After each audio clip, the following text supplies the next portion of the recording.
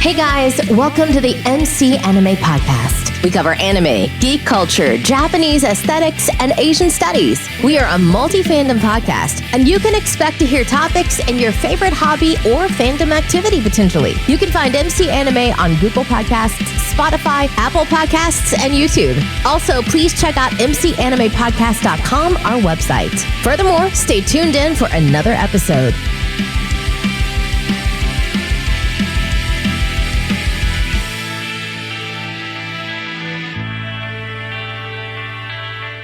Hey guys, welcome to another episode of MC Anime. MC here. We have another special guest with us today. Danielle Atlee McPhail. How you doing today? I'm good, thank you. So she's the writer, author, and publisher of eSpec Books. And this particular topic that we are doing is Anthology and Anthology as a whole for like theme stories. So tell us a little bit about yourself and where they can find you and a little bit what you do. I'm Danielle Atlee McPhail. I started out as an author and over the years have migrated to being a publisher of eSpec Books. I have a long history of themed anthologies. Two of the ones that we are best known for are the Badass Fairies anthologies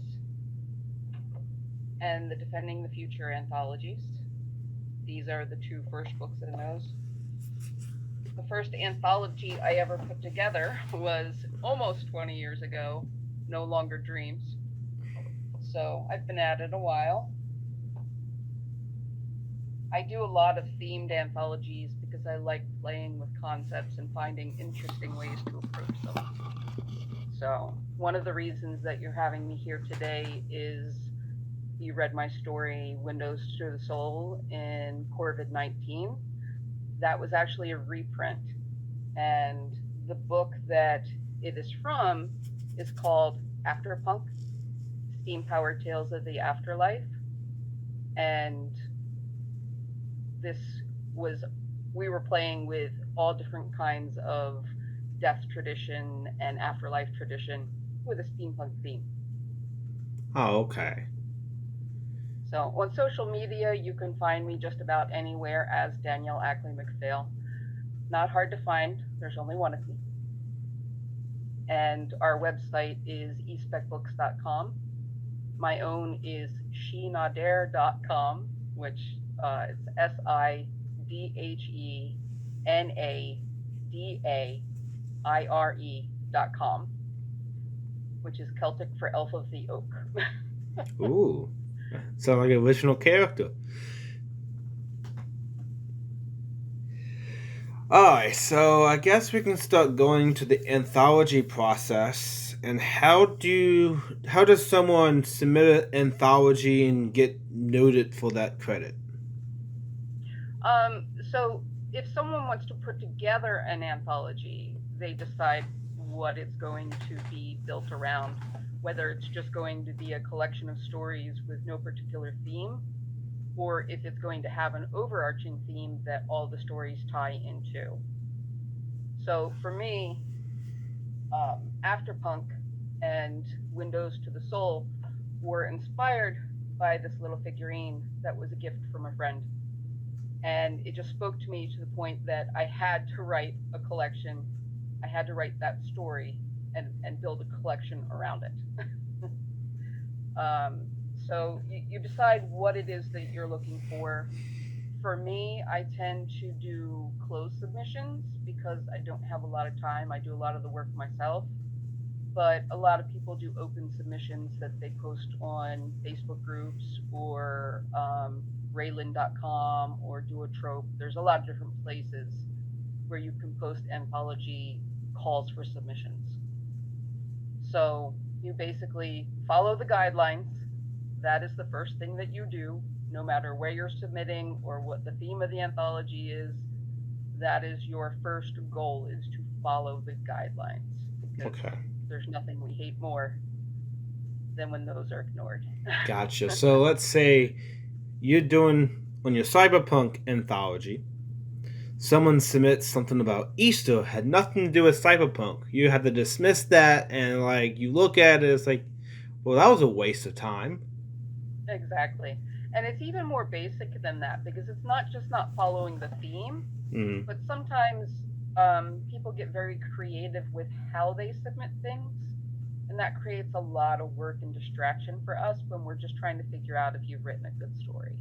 How creative on submitting? I think There's that a needs some standard elaboration. format. Yeah, when you write something and you're going to submit it somewhere, there's been a long-standing standard format that you put it in so that everything is uniform and you're not creating a lot of extra work for the editor. But Okay. that format, um, the format that you put a piece of writing in when things started to be online and people had blogs and stuff, they kind of created their own format that's different from a print submission. And people started using that format when they submitted to, like for anthologies or something like that. And it creates a lot of issues when you're creating a print book and someone sends you something that's in a digital style format. Okay. So I I know it sounds really odd and it seems really so nitpicky, well, I but thought I was understanding in her digital style. So so when you post, let me explain. When you post on a blog, usually you don't indent the text and okay. you Okay. don't do double spaces and you put an extra space in between the paragraphs. So little things like that people are used to doing when they're like posting on a blog or online or on a website, when you submit that to someone who is reading fiction to edit it or to decide if they want to print it, it's difficult. It's not in an easily modified format. It's not the way that they expect to receive it, so they have to change it so that everything is the same. Especially with Mm, an anthology where you're getting work from multiple authors. If everyone is doing it a different way and they might use a word program that puts special coding in to do different things, like okay. in Word, you can create bookmarks so that you can go right to a chapter or something like that. When a computer file contains those types of coding, it can really mess things up when you go to actually produce the book. So if you had that in there and I didn't know it, and I went to typeset the book, all of a sudden it's not working properly because there's all this stuff in there that I can't see. Or Oh, if okay. there's punctuation and one person uses ellipses and they put a space before and after or even in between each dot and somebody else just runs all the dots together, it's little inconsistencies that when we go to produce the book, if we miss them it looks sloppy, and if we have to go through and change them, it's a lot of extra work.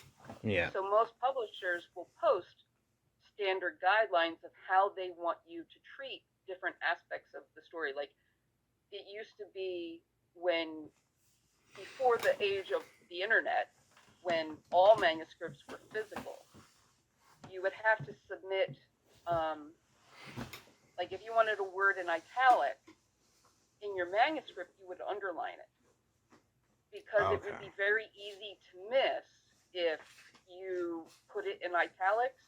Yeah. Yeah, And then the I've book done that won't. before too. Yeah, Uh, if I wanted like to I've used like if I put it in italics, sometimes I just underlined it because that's what I thought. I was told that if you underline it, it can be a replacement for italics. yeah. I don't And that remember was, where I learned that, but I do remember learning that. I did pay yeah. attention in English class, so. You probably learned it in school because before we had the internet and before we had digital submissions, you needed to do things like that to make sure that when they reproduced it, when they put it into an actual book, that they caught all of those little things that you wanted, whether it was bold or italic or some other thing. You couldn't necessarily just put it in that. For one thing, a lot of typewriters didn't have the capability of doing italic text. And also, you can't really write in italics as much either, so... Yeah, you wouldn't be able... It's too easy to make mistakes when you're physically typesetting from a printed page if you didn't have those little things. But now that we have computers and digital submissions, you don't really need those. So basically, the submission guidelines are exactly how they want you to treat individual aspects of your writing so that everybody does it the same way. Okay. So when they make it a book, everything's the same and uniform. So let's say you're very specific about these guidelines. Instead of one particular citation format, like MLA format, with you could also combine APA, like the footnotes, but MLL format. That type of thing you can do with a custom guideline for anthology submitting. So if that was applicable to what you were doing, publishers would have, there's a lot of different styles out there. So each publisher might have one that they prefer. Okay. And that's something that they would mention in the guidelines. Oh, okay. So what is your particular style for that you like people to submit?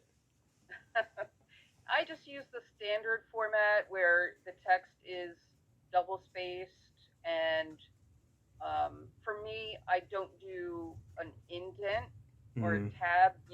Word has it where we'll automatically indent it. Gotcha. So if somebody uses a tab and I implement the auto indent, then it messes me up. 12 point, a common easy font like Courier or New Times Roman. Oh, I don't have very complicated submission guidelines. Gotcha. But there are standards out there as well. Yeah. And you don't want someone to pass those standards because it makes your job a lot more difficult. Plus, you'd probably dealing with so many submissions, just the fact that you had to convert it over, that might be a deterrent to publish it in the final product of the anthology, right? Exactly. And that's one of the reasons that it's important to follow the guidelines, because there are editors out there that receive hundreds, even thousands of submissions, and they're looking for reasons to not read all of them. So if you have too many mistakes on the first page, or you don't follow the guidelines, or you don't submit it the right way, they'll just skip it and go on to somebody that did do it correctly. Yeah. Okay.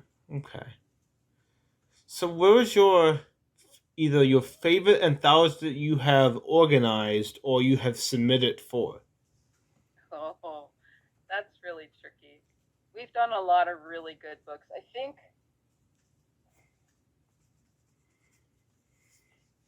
so. It's not quite an anthology. Okay. But we created a series, and it's basically an anthology in individual books. Really.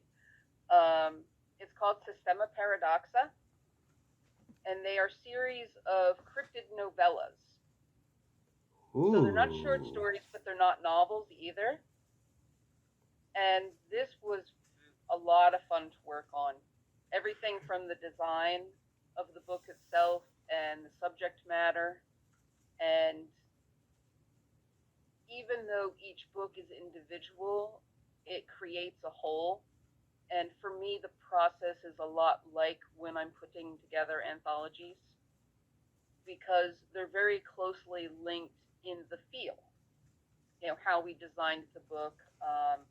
In the back, we have an encyclopedia entry with a piece of artwork that looks like it came out of encyclopedia, done in that same kind of style. and everything outlining what people believe about whatever cryptid was in the book. So it's very stylized, and each book holds a similar feel to the next one. Oh, okay. So right now, that's my favorite baby. So I'm getting the feeling that you might have took inspirations from like telenovelas. Am I correct? And you wanted to put a cryptic message on it, or was it more just no. novella So platform? no, the novella is it's longer than a short story, but it's shorter than a novel. Oh, okay. So all of these are about 30,000 words. Oh, okay. And cryptids are, if you're not familiar with it, are basically creatures that people say exist. Yeah. But there is no physical evidence. Yeah. So like Bigfoot. Yeah. Loch Ness. Believe it or not, the gorilla used to be a cryptid. So the word comes from cryptozoology. Mm-hmm. I love cryptozoology. It's always felt fascinating to see if the Loch Ness monster is always true or anything else. Oh. So all of these books are the author's take on individual cryptids, and we're specifically focusing on the lesser known cryptids. Like the chupacabra? Well, he's a little bit more known, but like this one that I held up is the Wunk. Oh. And we have done Mantis Man, and I have done Montauk Monster. We have done some of the more well-known ones, like one of the Montauk Monster also has Bigfoot in it, and we've done the Jersey Devil, but most of them are lesser known.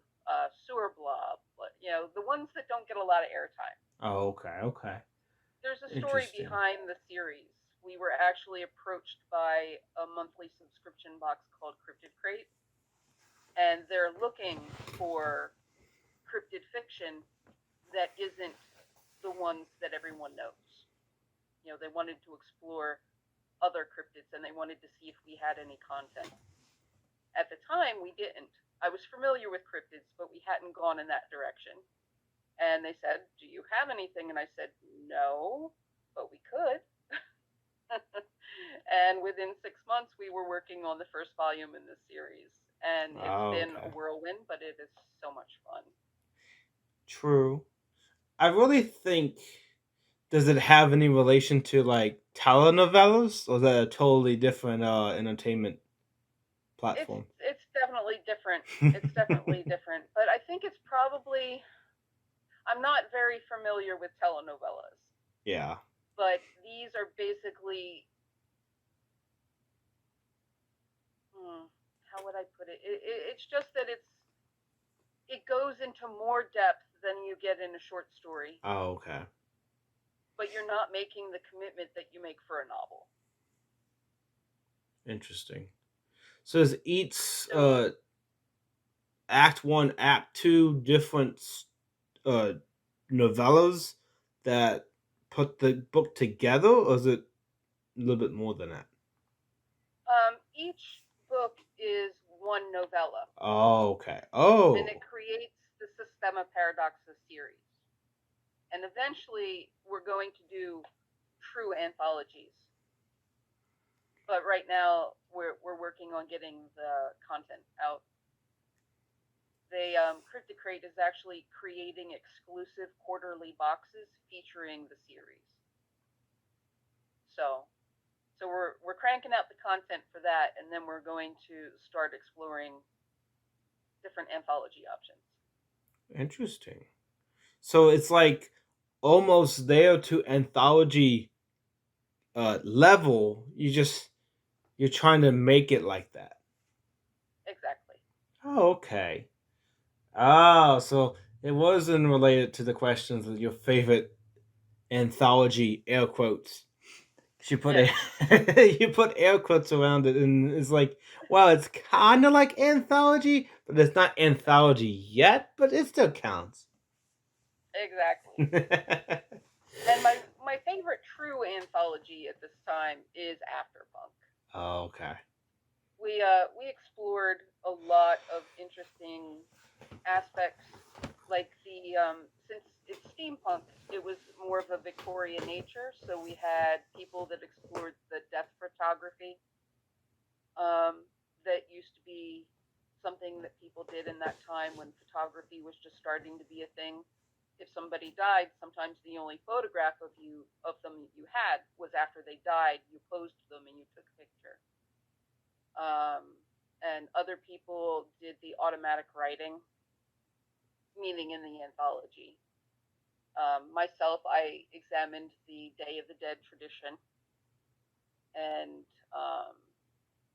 the mythology behind crows being able to see the dead and all of that.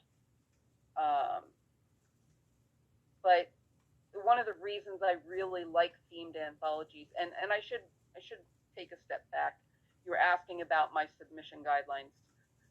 So something that I do that is different than a lot of venues, I we have very limited staff. So I don't do an open submission. I will ask individual people, or I will spread the word among selected groups, just so that I can keep the submissions manageable.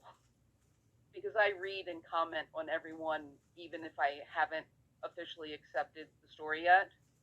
I give them a chance to bring it up to what I would like it to be, and then I decide what goes in the book. So one of my specific submission guidelines is that when you propose something, you can't just submit to me. You have to give me a proposal of what you want to write, and I give you the go ahead, and you go ahead and write it and send Oh, it to okay. me. So it's And like that way, you have a little bit of um, control of them basically talking to you, proposing it like a movie. They write the film proposal and then they get the quote unquote approval and or quote unquote budget to go ahead to make the project. exactly. And the reason that I do that is I I don't have enough time for hundreds and thousands of submissions. I can't do an open submission call. And I really, really hate having to reject a story because I might have three others like it. So by having the authors tell me specifically what they want to write, I can make sure that there's a lot of diverse content in the book and nobody is writing the same story as somebody else. True. Because Doesn't always work, but true, yeah, it's just like a vendor. You have someone that's selling something. You don't want the same person beside you to sell the same thing you do. Let's say, I don't exactly. know, we have music. So this person's selling CDs, and then the next person beside them, their music of choice is not CDs but records. Yeah. How you gonna I how you gonna have that like the similar but the same industry back to back? People are gonna say, well, yeah. I have actually done events. I vend at science fiction conventions and Renaissance fairs and such. And I had an agreement once. I also make custom costume horns. And somebody approached me to be the horn vendor at their event, and I was supposed to be the only one. And they had someone else that was selling mixed items and happened to have horns included, and they didn't realize that. And when they set up their festival, they had to, some people had to be away from where the vendors were. I happened to be one of them. And so the person that had the cheap little plastic horns that they bought from China ended up selling all the horns. And I sold almost no horns the entire weekend.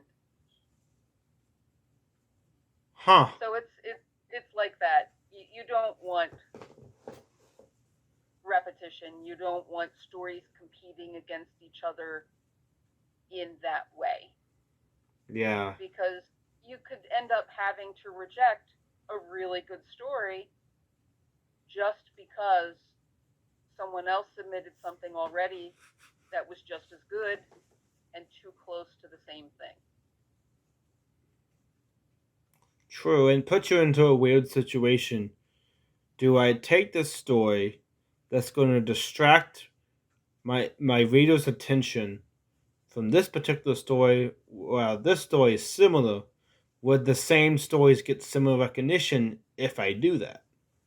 Yeah. I won't let them put me in that position.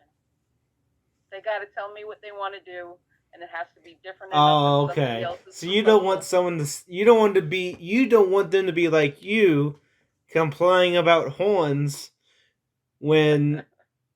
You don't want them to in the situation selling horns, and then they find out that someone else sold the horns, and away from everyone selling the horns.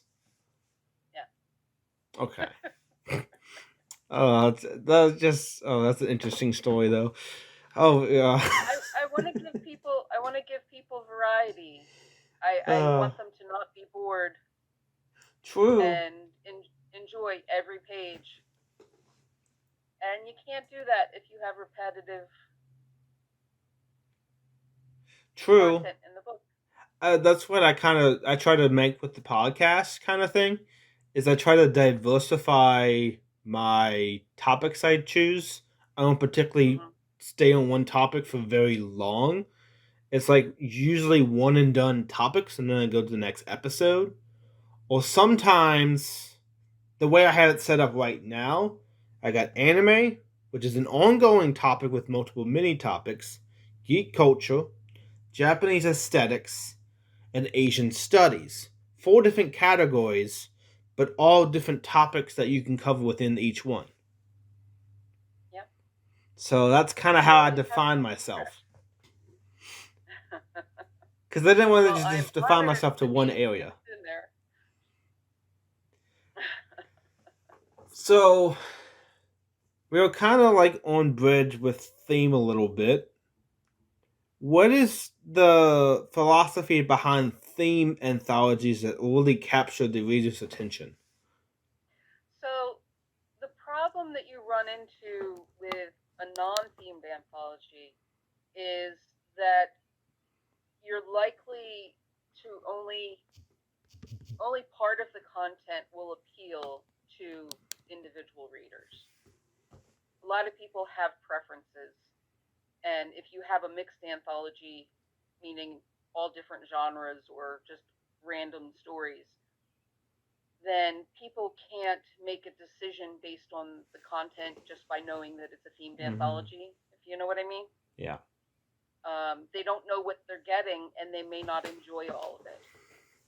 Whereas if it's a themed anthology, then it's already speaking to something that that person enjoys. Like the Badass Fairies anthologies, this just took off and had a life of its own because a lot of people like fairies.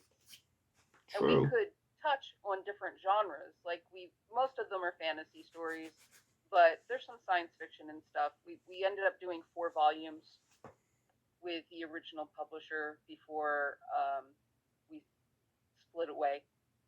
Um, and so for the Badass Fairy series, all you had to do was take something people recognized as badass and paired it with a fairy. So for me, all my stories in the series are about biker fairies. Because our goal is to de-Disneyfy the fairy. And people can't think about bikers without thinking badass. Oh And my it gosh. translates really well. I haven't done a good job. I wasn't disowned. Bikers, where did that come from? So when we came up with the idea for the anthology, I had been going to RavenCon actually. And Oh. on the way down, we passed a biker stampede. And it was an awe inspiring sight. And we couldn't stop but it stretched long enough that as we're driving, I'm just seeing all of this and feeling the energy of it and seeing the visuals without even having to take my eyes off the road. And I just knew at some point I wanted to write a story that incorporated that. And then we had the idea for the Badass Fairies anthologies. And like I said, you took something from the modern day that everybody just automatically accepts as badass, and then you incorporate a fairy magical element. Okay. And actually, originally, I had let someone else take the biker fairy concept and write a story, and they really disappointed me. And so that story didn't get used, and I took that on my own.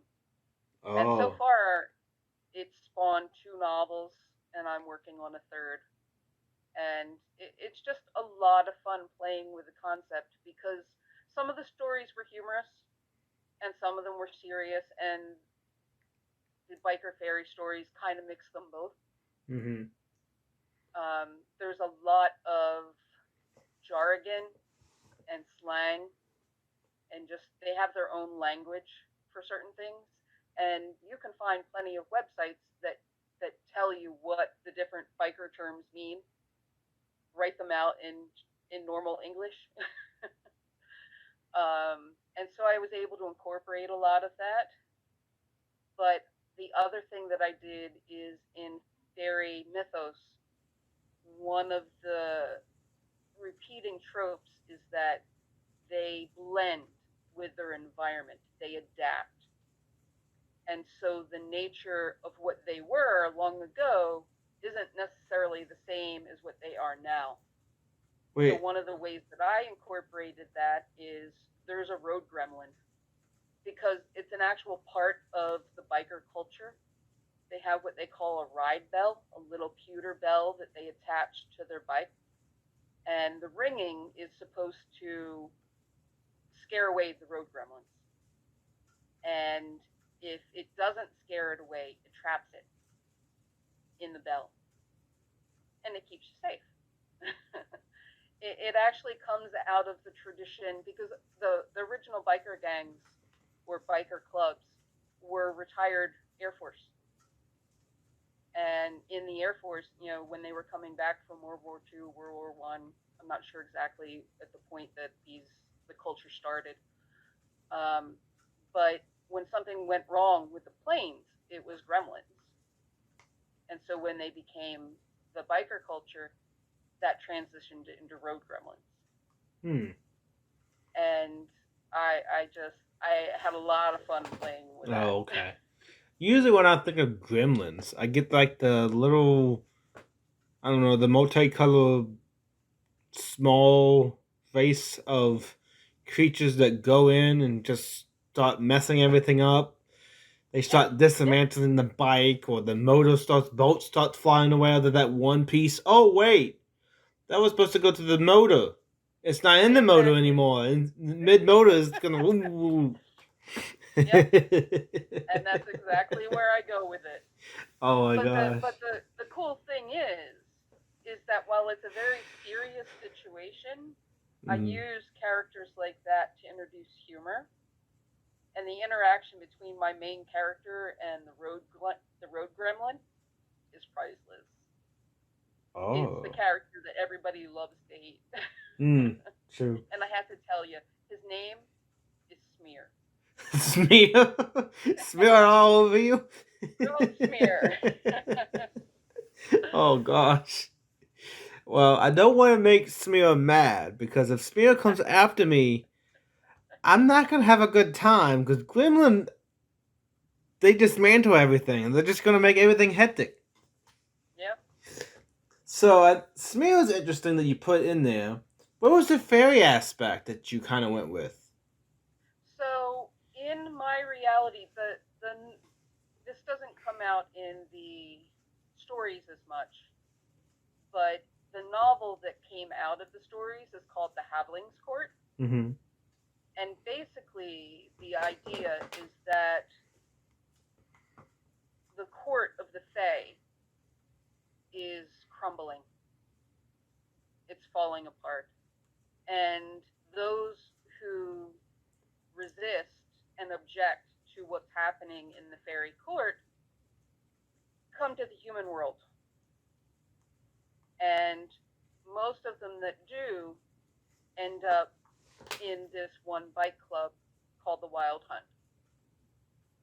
And the leader is a halfling.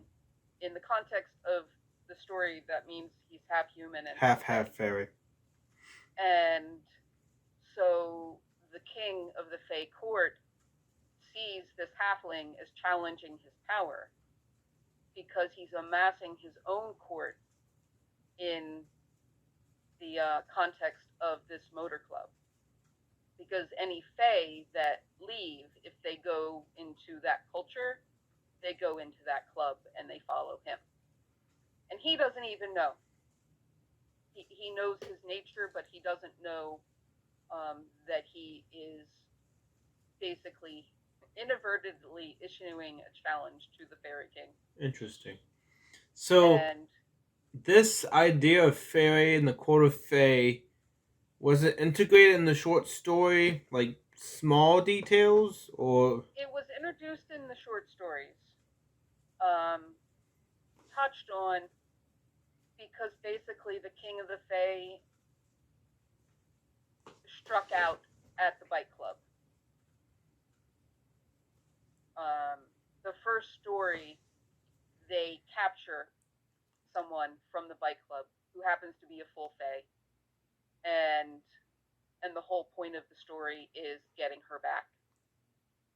It's called At the Crossroads, and I incorporated a lot of the tropes of classic fairy fiction and fairy lore, where you battle at the crossroads with the Fae in that particular story. So I kind of had an idea where I was going with it, but I hadn't fully developed where I was going to go in the novels. So there are aspects there. And yeah. each one of the stories, I think there were 3 or 4 stories before I actually wrote the novel. And each one was a different attempt on the leader of the bike club by the Fae. When I think of crossroads, I think of like one different road but with two different directions, but it seems as one direction. But if you go off of it, you're into the crossroads and you actually go into the Fey world, the Fey court kind of thing, right? That's one approach, definitely. Okay. The crossroads where 2 roads literally cross and where the dimensions cross. Okay. It's kind of interesting. There's a lot of stuff you can do with that you can actually be like really creative with. The symbolism that you can do with it is very high. I feel like if one place deserves a lot of symbolism is like, where does the crossroads intersect? If the Fae is actually in the biking, similarities of Fae culture coming to the bike culture and how they intertwine. There's a lot to actually cover there. Yeah. And I hit a lot of it. Oh no, I really enjoyed hearing about the bikers and the fairies and how the Fae court coming in. It stories are really interesting because you get that creative element to write it, to put your own spin on it, your vision of sorts, to tell it. Yeah, and that's one of the joys of themed anthologies. When I've submitted to themed anthologies, I delight in taking that theme and coming at it from as far to the side as I can in the most unexpected way, because when there's a themed anthology that there are, if they don't follow my process, there's going to be a lot of overlap, a lot of very similar stories that are just going to sound one after the other exactly the same, with just minor changes in the details. And so I always look for the most unexpected way to approach that theme. Padwolf Publishing did a book called New Blood, an anthology called New Blood, that's supposed to be all newly turned vampires. And it's very difficult to do something different with that Yeah, when true. the entire book is about newly turned vampires. So I asked the editor what she was hoping to get that nobody had given her, and she said science fiction. And so my vampire story has absolutely no lore or biological difference in it that you would expect for a vampire. Let's see. But Vampire science fiction. I think a it vampire is a disease and an epidemic of vampirism. yeah, it's totally not where I went though. I mean, that's where I go when I think of that. But what did you? It's been long enough that I'm not really giving any spoilers. Oh, Um, oh, so but this is a recent one. no, the New Blood has been out probably for about 15 years. And my Oh, story, my vampire was a cyborg. oh gosh, I love it. And the only part left of him was his brain, and it was preserved in a plasma solution. And the corporation that created the cyborg element of him wanted to safeguard their investment, and they put a chemical imperative programmed into his system, into the suit, that he had to save himself. He had to safeguard his existence.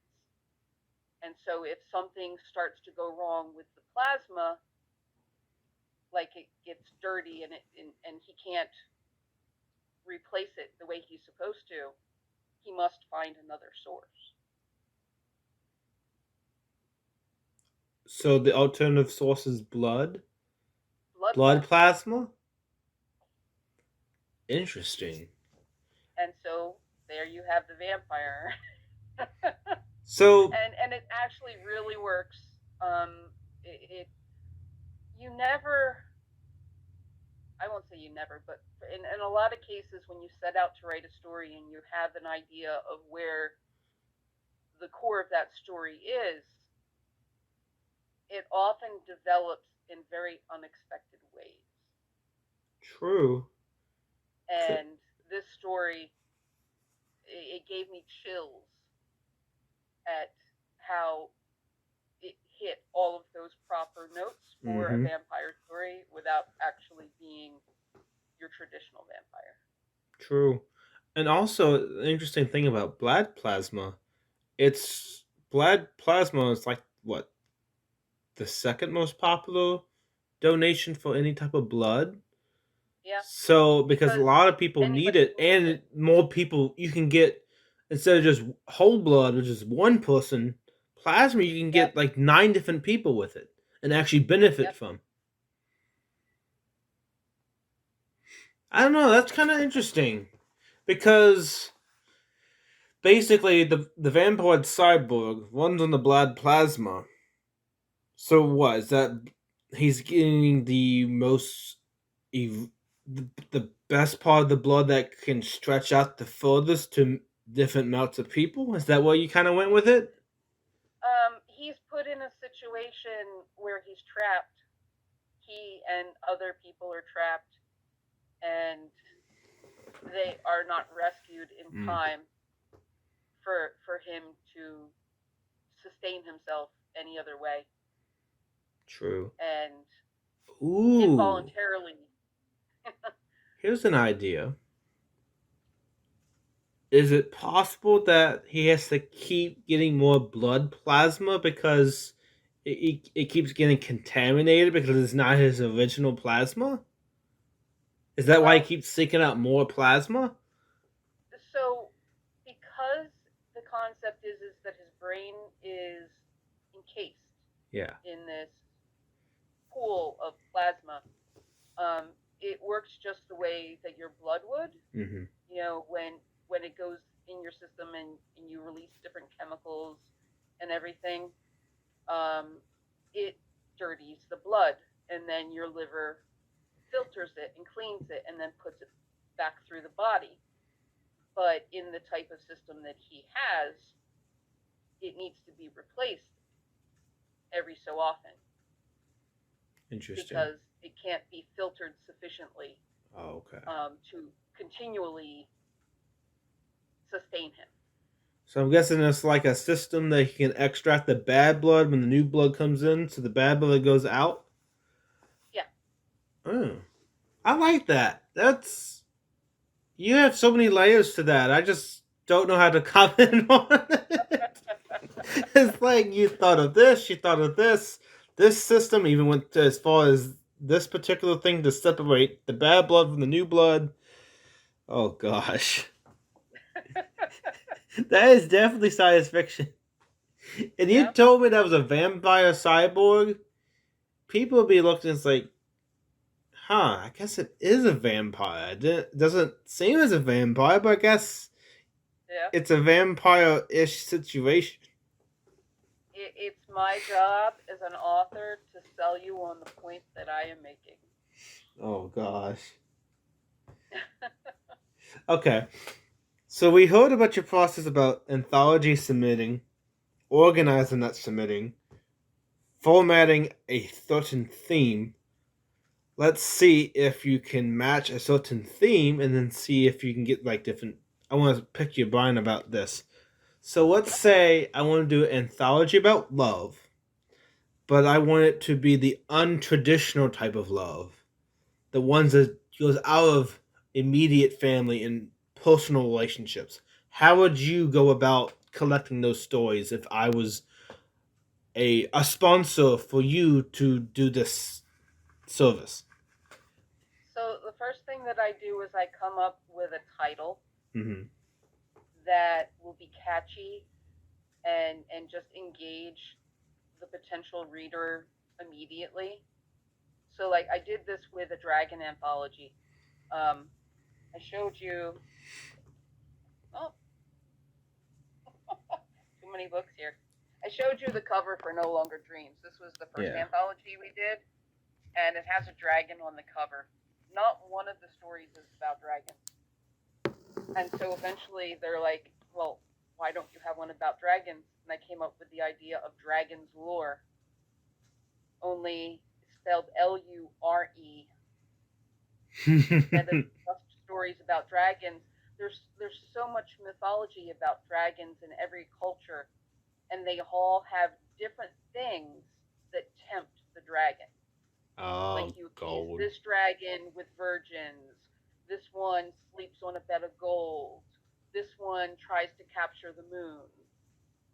So we created Dragon's Lore, and that was the take that we did on it. So all the Oh, stories were about dragons, but they were all so different because they took something different interesting.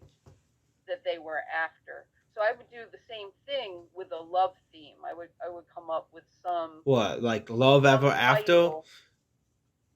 or Um, Love Beyond well, that Bonds? hmm. There's so much that's done about love that it's difficult to think of Love No No what I would Bounds? approach with. Mm-hmm. But Let's see. Oh, love is not what it seems. There you go. Love is not what it well, seems. we would start with that as a premise, but we would spin a title um a little bit more intriguing, a little bit less. That's You know, obvious, yeah. you want to tease people. Mm-hmm. You want to capture their attention, but leave them with questions. That's the key to book design and putting together an anthology is to capture their interest, but leave them not quite sure what they're gonna get Mm, true. because The title catches their eye. Yeah. The cover makes them interested. Gotcha. If they look at the cover, they're going to turn it over to see what it's actually about. The back cover leaves them with more questions because it's a teaser, it's not a synopsis. Yeah. And then they open the book. And if you've done your job right, by the time they open the book, they're opening their wallet. True. True. So what would I do with love?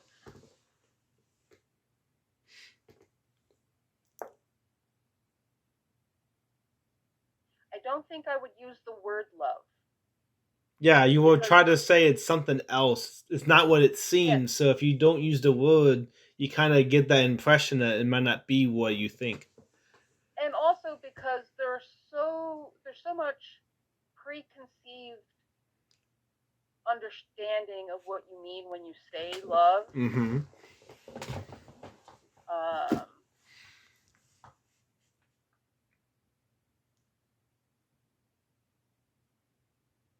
I think I would actually go with the tides that bind rather than the ties that bind.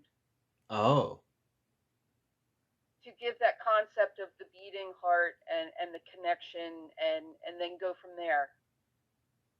And because the love could be like the love of the ocean or the love of a concept or whatever. You know, there's a lot of different takes that it could be beyond romantic love. Yeah. Love of self. You know, there's so many different ways that you could go with a love anthology that's not a romance anthology. True. And actually, given the title, love, you know, the theme, love is not what it seems, you know, time beyond bonds kind of thing. You also like spin it has an anthology about love, but love and as a concept, the ocean. You can have all of that as a separate stories. Follow your passion. Yeah. And love is an endearment. Love is an attachment. Love is something you don't have. It's uncontrollable. Things that move you. Yeah. Put you that inspiration, your dream job. You love it so much, but you don't put love with the job until you actually get the job. Mm-hmm. So your dream job is what you love to do. People say, I love to do this. That type of philosophy can also work. Yep. Interesting. So if you have we'll just continue the theme because it's actually been kind of interesting to have a conversation with about who you go to ask for specific entries about love. So for me, I have a core group of authors that I know that I'm going to get quality writing, and they know how my process is, and it works well together. They enjoy the unusual spins that we take on things. Like we did steampunk fairy tales, and then the book was Gaslight and Grimm, and that was really well received.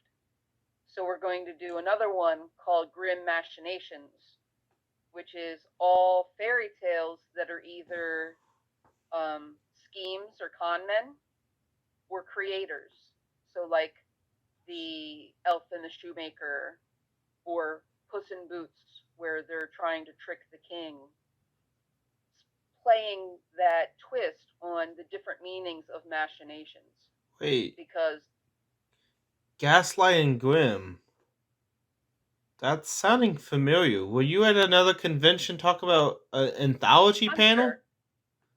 I'm sure. I've been to RavenCon, so I'm presuming you have as well. Well, no, I'm trying to think of where I heard Gaslight. I recently did. There was a particular convention way back. It was like a black theme. I don't know, but they mentioned Gaslight and Grimm Because there were like 4 different anthology writers and publishers talking about different anthologies and how they do it. Yeah. So It may have been me, or it may have been one of the contributors. I'm not sure. That's like, you know what? Gaslighting Grim sounds familiar. I haven't heard it since then. So that kind of just brings me thinking, that's all. Yeah, yeah. And they even did I think Cyberpunk. that's I my think they job. were talking about cyberpunk fairy tales as well. Yeah. Oh Well, boy. we're going into diesel punk next. Thieva punk? Diesel punk. Thieful punk. What's It thieful is punk? so. So steampunk is Victorian era, Yes. where you have steam technology, Yeah. and diesel punk Oh, is the diesel. World War era, right Okay. after steampunk, where it's more gas driven and such, and political. Huh. So you're gonna go diesel punk. Yeah, because surprisingly, I cannot find any other diesel punk fiction, but the era that it encompasses is pretty popular. It's like Sky Captain and the World of Tomorrow and the Rocketeer. Those would be considered diesel punk. Huh. And there's a lot of movies and such that would fall into that genre, but you see relatively little fiction. And I had a concept that I really wanted to play with, and that's the perfect venue for it. So Ooh, that does sound exciting. the collection will be Grease Monkeys, the heart and soul of diesel punk, I love and it. it's going to focus on all the mechanics that maintain the diesel technology, as opposed to the inventors, which is what steampunk mostly focuses on. Interesting. So instead of the people that invent it, you go into the people that do the maintenance and do the That labor maintain to it to and keep it maintain running, the invention. That's and the kind of ones interesting that that, you taking that you yeah, take a very obscure genre that doesn't have much to do about and you put your own twist on it. yeah, that's where the fun is. So you want to do a continuation of steampunk, but you didn't know how to do it, so diesel punk was like the next move up. Well, I don't know if I would say that. I mean, there's infinite ways that you can just keep playing with steampunk, but there's a lot of it out there. Yeah, The concept for Grease Monkeys was a cool concept, and there isn't a lot out there, so it's a new playground for me to play in, just because the concept itself is cool. true. And that audience, what do you think that marketing would be for the demographic? There's a lot of people that are into steampunk Mm-hmm. would have a similar affiliation for diesel punk, or it may just be something different that will catch someone's eye just because it's different, rather than just like 100 other books that came out this year. True, because it all really comes down to capture the reader's attention and Mm-hmm. give them the story that is worth their time and just juicy enough to read. Exactly. And we've been, like I said, it's been 15 years, and we've done so many different anthologies. The Badass Fairy series had 4 volumes. The Defending the Future, we were on 8 volumes, and we're planning more. We have another series called Beyond the Cradle, which is more, instead of military science fiction, it's just technical science fiction. And we have 2 volumes in that series. And there's any number of individual collections that we've done that aren't a part of the series. Mm, And we've gotten something of a reputation just for fun, interesting books with different content. true. You know, have you ever had your readers become a writer for your Oh, anthology? definitely, definitely. There's quite a few of our authors that have transitioned from fan to family. Oh, okay. Now, was there any particular fans who were not originally authors but gave a try at it and actually were successful? Uh, that's little harder for me to know. Because generally, I go to most of the conventions I go to are literary conventions, Mm-hmm. and so the people that are drawn to me are mostly hopeful writers,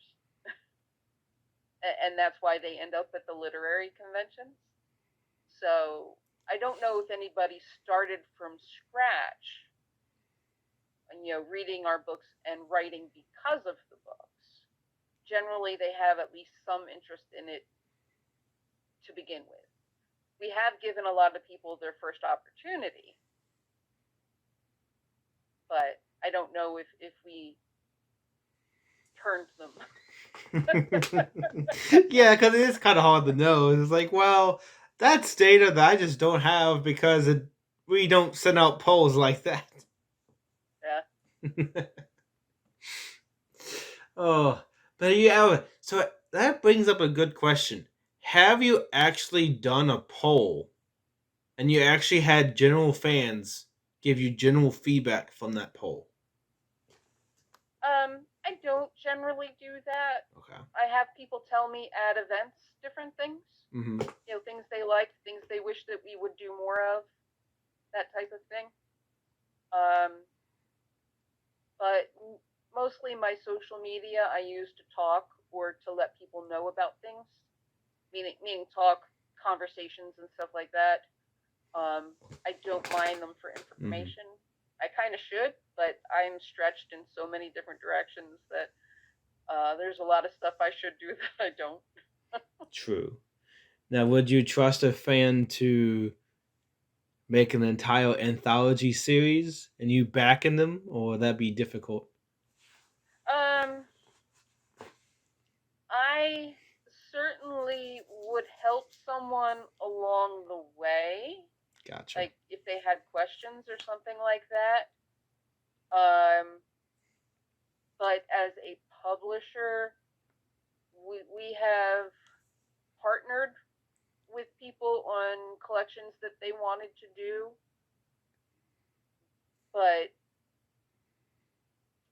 I think for the most part, it is best if we generate anthologies and then recruit people to work on them rather than them bringing us collections, because inevitably something goes wrong.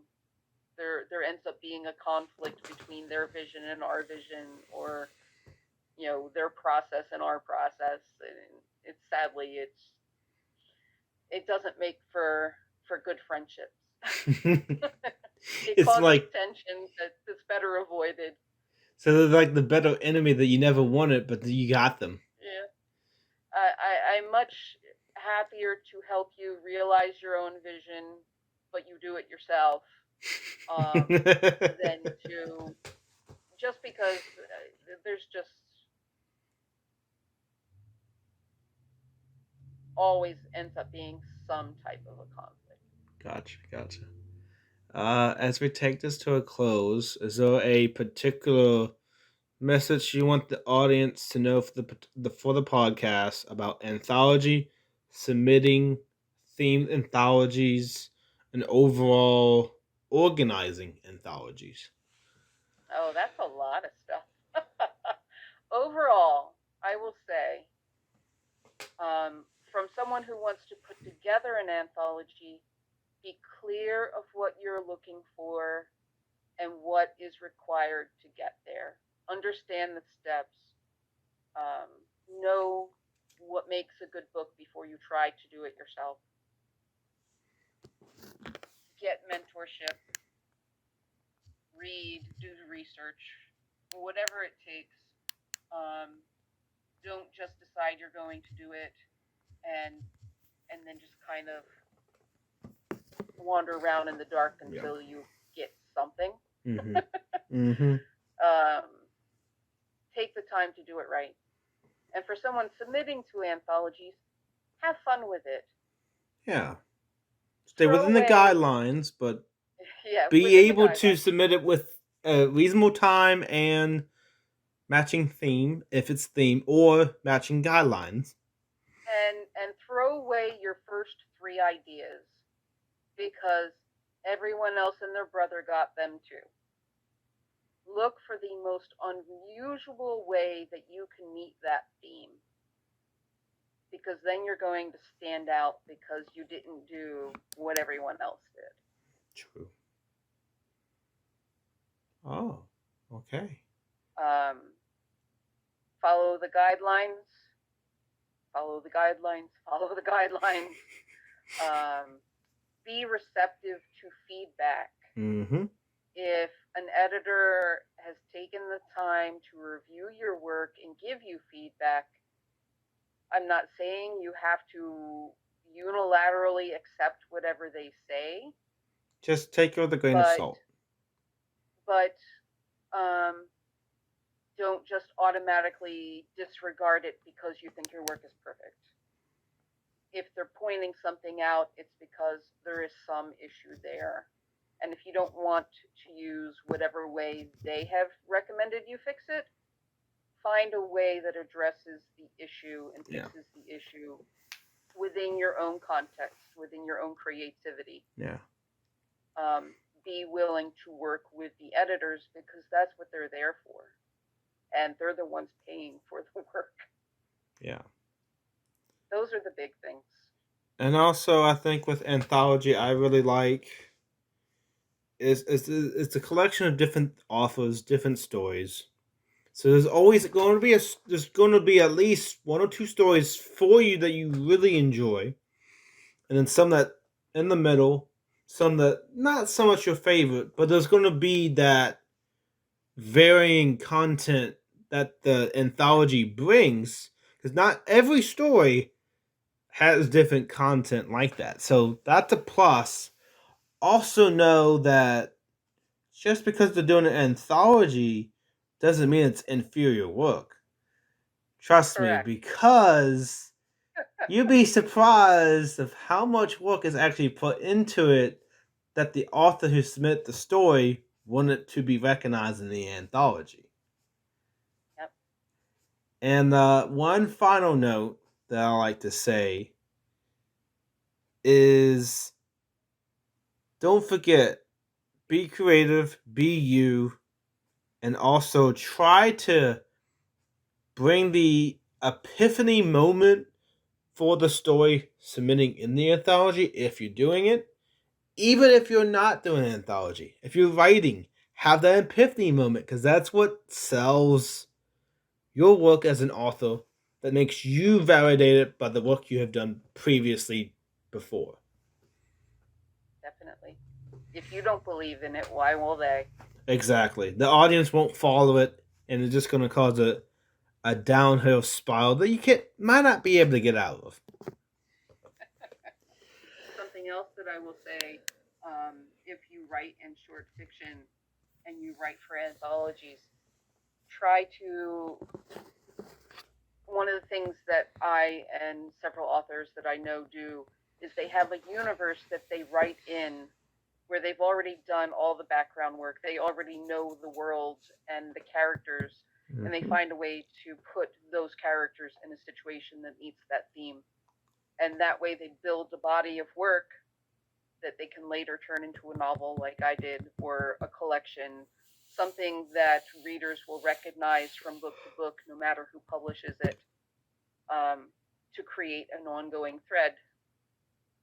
That way you have multiple levels of interest. You have existing readers that will want to see what happens next, and new readers that will seek out the other stories because they've gotten to like the characters in this one. All right. Thank you, Daniel. Please don't forget to support Danielle Atley McPhail, and also be able to go to her, read some of the anthologies she has done. Submit one if you want to. Maybe she'll connect you and then get you in the process that way. But just be genuinely excited when you go to her because she wants specific things and she has specific ideas, and you can possibly be part of it. Thank you very much for having me. And where can they find you again on social media wise? So I am on Facebook, Twitter, Instagram, as myself, Danielle Ackley McPhail, or eSpec Books, or Systema Paradoxa. I am at many of the Northeast science fiction conventions. I'm going to Balticon in a couple of weeks. And we have a website for the publishing house, which is especbooks.com. But we also have an online store, which is especbooks.square.site, where you can find out about all of our books and also order them. You can pretty much find me anywhere. Gotcha. Well, thank you for being here. And before we go, MC Anime Podcast is anywhere you can find podcasts. Google Podcasts, Apple Podcasts, Spotify, iHeartRadio, Amazon Music. We have Patreon going. You can find us on the website at mcanimepodcast.com. So keep in mind that's mcanimepodcast.com. And overall, thank you for having us. And it was a pleasure talking with you, Danielle. Likewise. Thank you for being here, and it was a great episode. I'm glad that you enjoyed. Thank you for inviting me. Bye, y'all. This concludes another episode of MC Anime Podcast. MC Anime Podcast is available on podcast directories like Google Podcasts, Apple Podcasts, Spotify, iHeartRadio, and YouTube. We also have our website at mcanimepodcast.com. If you want to directly support us, then follow Patreon blog MC Anime. Finally, if you want services for hire, then we're available on Fiverr for audio and video production, graphic design, idea consulting, and blog and article writing.